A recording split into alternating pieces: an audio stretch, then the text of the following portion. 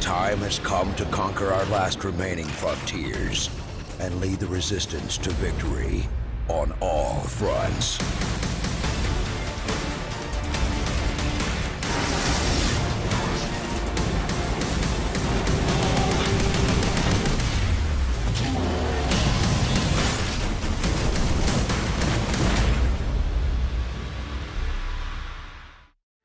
The original System Shock's place in history has been undermined by its successors in a lot of ways.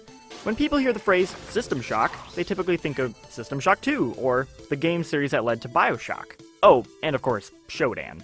With cameras as my eyes and nodes as my hands, I rule here in Sanctum. As a fan of the original System Shock, this bums me out because it's an amazing game that was ahead of its time in a lot of ways. What the game really needs is a modern reboot, something that can keep the already amazing design and atmosphere and make everything else user-friendly and accessible for modern players. You may already know where I'm going with this.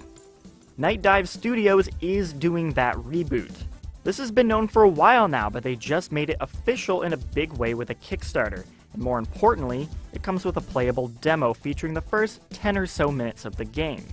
My expectations are quite high, so let's see what they got. The biggest and most obvious change is the controls. You can now move around with a mouse like a modern video game. Left-click attacks, right-click interacts with objects, you can crouch, sprint, lean. This all sounds very basic and obvious, but trust me, the original game was unnecessarily complicated, and this simplifies everything without removing features. Same goes with the interface. HUD is kept simple and to a minimum, letting you focus more on the world while still presenting all the necessary information, and the inventory is now accessible by pressing Tab. They even kept the talking head screen when you access audio logs, which I'm very happy with. In the original game, combat was very basic. You saw an enemy and then you either hit or shot them until they died, and it works the same here. But with the now modern first-person controls in the game, combat is significantly easier and honestly doesn't have quite the same dread or challenge to it that was presented in the original. I'm curious how Night Dive Studios plans to counteract this to keep the game challenging.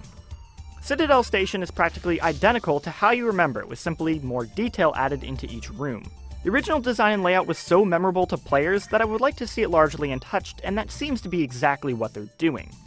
With a modern-day game engine, Night Dive can now take advantage of current-day lighting and effects, adding even more atmosphere that simply wasn't possible back in '94. It does still retain a pixelated look to the textures, which invokes the spirit of the original, and is also a style that can be made on a budget while still looking good. Night Dive seems to understand and respect the original aesthetics of the mid-90s cyberpunk future that System Shock presented. Let's hope they can also recapture the magic of the original's wonderful cheesy CGI intro.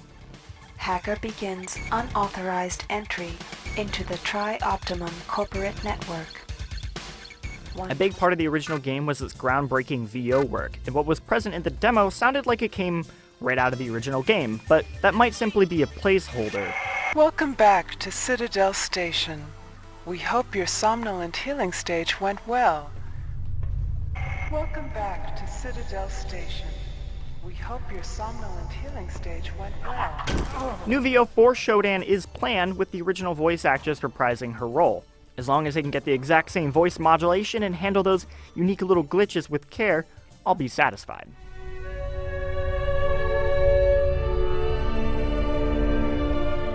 The reboot plans on a more modern take on the soundtrack, citing BioShock as an influence, with hopeful plans to use the Philharmonic Orchestra.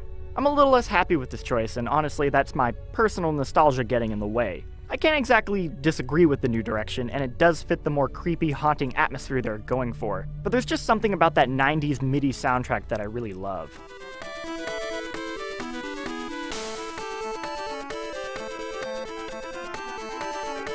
There is a Kickstarter goal for the original soundtrack to be remixed and included as a downloadable bonus, so I guess I'll have to get my fix that way.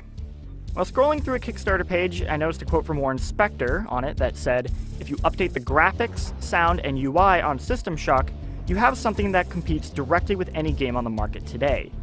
This is exactly how Night Dive Studios seems to be handling this remake, and based on funding projections, they will most likely get the chance to do it.